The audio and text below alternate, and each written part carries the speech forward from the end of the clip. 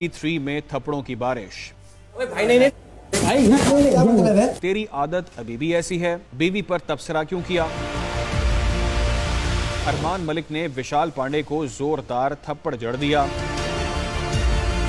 भारतीय show big boss OTT 3 दिन ब दिन मजीद मुतनाज़ होता जा रहा है। इस वक्त अरमान मलिक की विशाल पांडे को थप्पड़ मारने की वीडियो ने सोशल मीडिया पर हलचल मचा रखी है, जिस पर कुछ सोशल मीडिया सारफीन विशाल और कुछ अरमान की हिमायत में नजर आ रहे हैं।